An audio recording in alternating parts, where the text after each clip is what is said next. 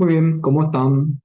Nuevamente es un placer inmenso para mí estar aquí con ustedes para compartir este espacio que hemos denominado pronunciamientos de la Corte Suprema de Justicia sobre algunas cuestiones que hacen en especial al derecho procesal civil, al proceso que realizamos en los tribunales. En esta jornada quiero compartir con ustedes un tema que me parece muy interesante con respecto a una definición y a una aclaración que hace la Corte en relación al término domicilio que aparece en el Código Procesal Civil, ya sea en el artículo 133 como también en los otros artículos en relación si es el domicilio real o es el domicilio procesal o qué tipo de domicilio es donde se tienen que realizar las notificaciones.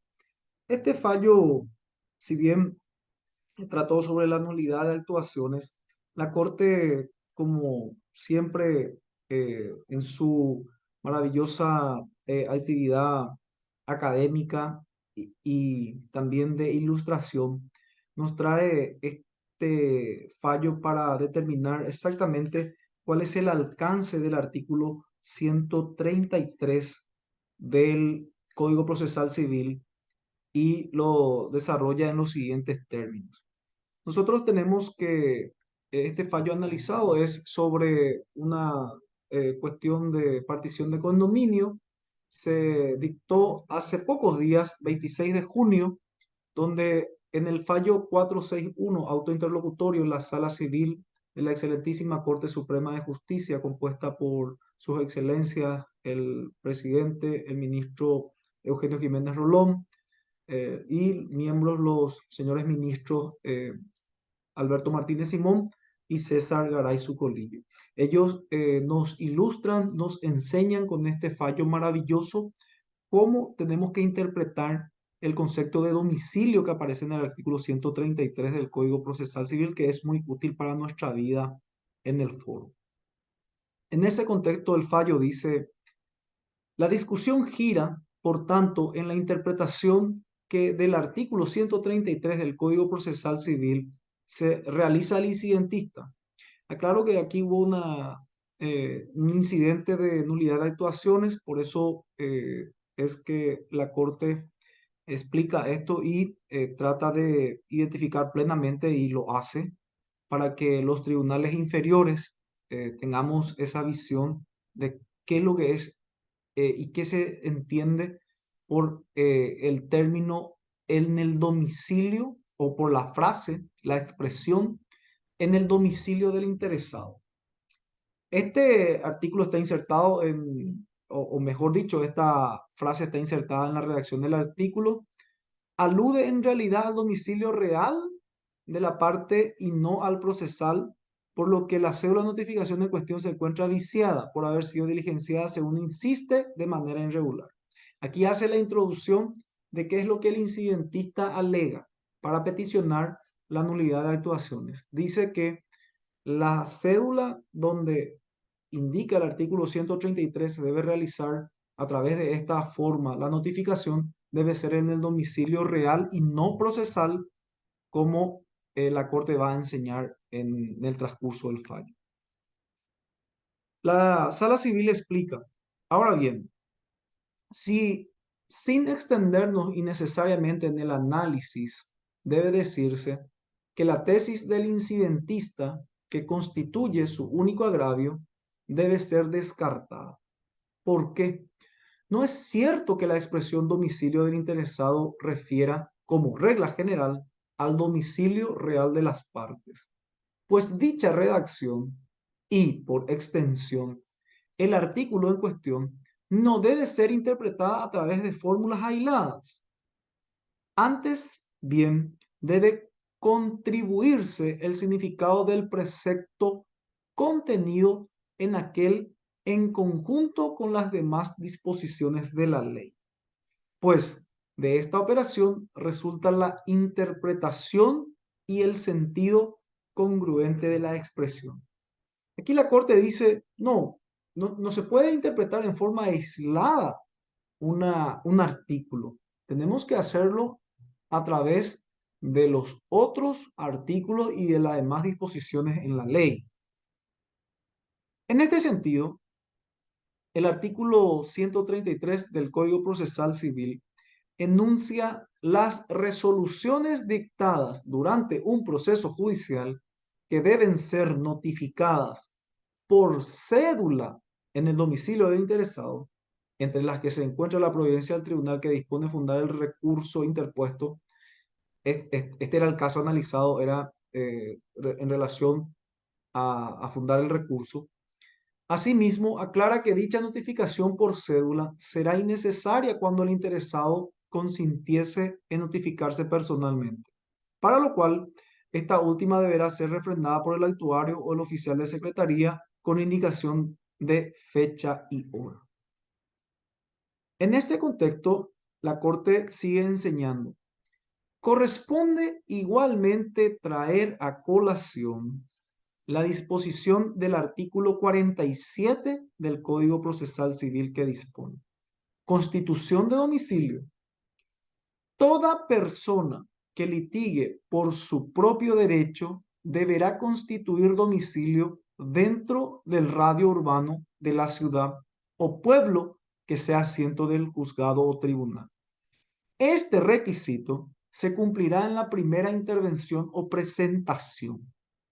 Se exige entonces a quien se presente en juicio y en su primera presentación la constitución de un domicilio, conocido como el domicilio procesal, dentro del radio urbano del órgano judicial competente. Esto es muy importante entender porque el Código de Ritual establece como obligación para el actor y para el demandado constituir domicilio en la primera intervención que tenga. Es por eso que para el actor rige el artículo 215, que en el mismo contexto, en la misma idea que este artículo 47, establece que el actor debe de denunciar su domicilio real, y en el artículo 47 se establece que debe de denunciar y constituir, es el término técnico, constituir un domicilio procesal. La Corte en este caso dice, bueno, ahora bien, no se discute la existencia y la necesariedad de que las partes igualmente denuncien su domicilio real en su primera intervención en el juicio. Entiéndase este como el lugar donde tienen establecido el asiento principal de su residencia o de sus negocios. Artículo 52 del Código Civil en la primera parte.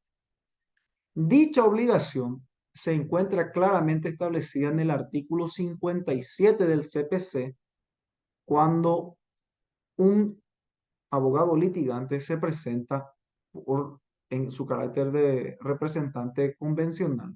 Él tiene que justificar la personería y constitución y denunciar el domicilio. Entonces, la persona que se presente en juicio por un derecho que no sea propio, ya sea el abogado litigante o cualquier otra persona, ella debe de acompañar en su primer escrito los documentos que acrediten el carácter que inviste, cumplir con los requisitos del artículo 47, o sea, fijar domicilio procesal. Con su primera intervención, él debe de fijar el domicilio procesal de, del juicio o lo que va a utilizar durante el juicio, y además debe denunciar el domicilio real de la persona representada. Interesante. ¿Qué significa esto? Que el actor de la demanda, cuando la persona quien se presenta no está por derecho propio, debe de, además de constituir el domicilio procesal previsto en el artículo 47, igualmente realizar la denuncia del domicilio real de la persona a quien representa. ¿Por qué? Porque esto vamos a ver en breve que existen ciertas notificaciones que sí o sí se tienen que realizar en el domicilio real. Uno, correr traslado de la demanda, que no le va a afectar, por supuesto, porque es la parte actora, salvo que sea una reconvención, por supuesto. Y dos, es la citación para absolución de posiciones o cuando se va a diligenciar la prueba confesoria. Entonces la Corte dice, no obstante, el hecho de que se exija igualmente la denuncia del domicilio real no significa que ella debe ser tenida como el domicilio del interesado a los efectos del artículo 133 del Código Procesal Civil. Mucho menos que este sea el lugar en el cual, por regla, deban practicarse todas las notificaciones por cédula o citación que se realicen durante la tramitación del juicio. Explica la Corte. Entonces no se puede tener como regla de que todas las notificaciones se tienen que realizar ahí. No. Las notificaciones se realizan en el domicilio procesal constituido en la primera intervención. Sigue la Corte enseñando y ahí explica. Por su parte, el artículo 49 del mismo cuerpo legal expresa que dicho domicilio subsistirá para todos los efectos legales y hasta la terminación del juicio, mientras que no se constituya o denuncie otro. De hecho, se impone la obligación de que todo cambio de domicilio deba notificarse por cédula a la otra parte, pues, caso contrario, se tendrá por subsistente el anterior. Esto tiene concordancia y se aplica con el artículo 62 del Código Procesal Civil, que enumera los deberes del apoderado de las partes. Entre ellas se incluye la de seguir el juicio mientras no haya cesado su personería, debiendo considerarse que hasta tanto la misma no cese, las citaciones y notificaciones que se le hagan, incluso la sentencia definitiva, tendrán la misma fuerza que si se le hiciere al poderdante. Naturalmente, las notificaciones a las que se hacen alusión serán aquellas practicadas en el domicilio procesal que se hubiese constituido en la primera presentación para todos los efectos legales del juicio. En general, como ya hemos conversado, eh, uno si interviene por derecho propio o si lo hace por derecho de otra persona, debe de denunciar el domicilio real de la parte afectada y constituir domicilio procesal en el lugar que la ley establece que tiene que ser dentro del radio urbano donde está el tribunal. Y este domicilio, según el artículo 49, va a subsistir hasta que termine el juicio. Y si ocurre un cambio, igual seguirá hasta que se notifique a la adversa. Interesante. ¿Por qué? Porque así se garantiza que todas las notificaciones se realicen en el domicilio procesal constituido. La Corte sigue y termina con esto. Dicha afirmación se encuentra fundamentada en el hecho de que existen determinados actos específicos que, en carácter de excepción, nuestro derecho procesal requiere sean anoticiados en el domicilio real del interesado, ya sea por su carácter personalísimo o porque no existe aún domicilio procesal denunciado en el cual la parte pueda ser anoticiada para cumplir con determinada actuación procesal. Entre los primeros será la notificación de la absolución de posiciones. Esa es una diligencia personalísima. Por eso se tiene que notificar en el domicilio real de quien va a participar de la misma. que es un acto, dice la Corte, que debe ser cumplido exclusivamente por la persona demandada o accionante.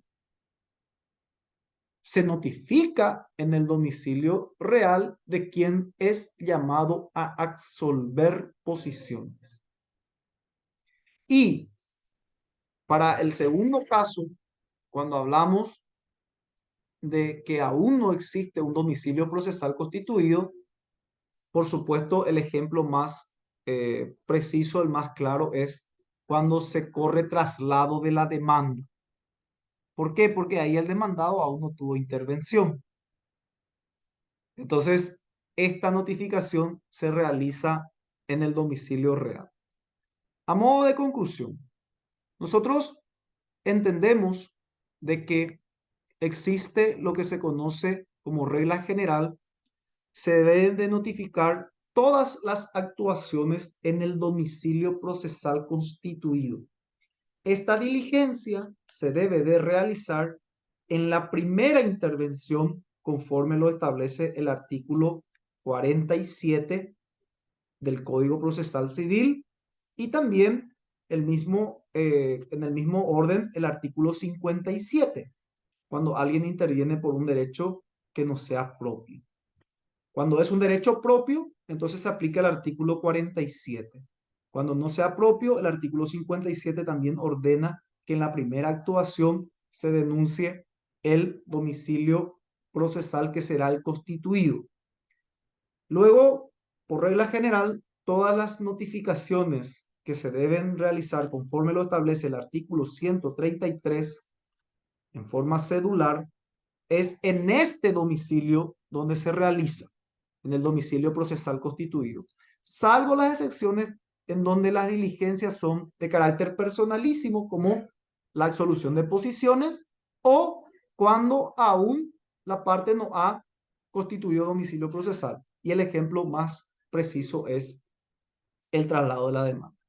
Muy bien, es lo que quería compartir con ustedes en esta jornada. Espero que sea de utilidad y dejo para la reflexión si cuáles son los casos en donde la notificación se puede realizar en el domicilio real o en el domicilio procesal que ustedes tengan en cuenta para las actividades que realizan en el foro.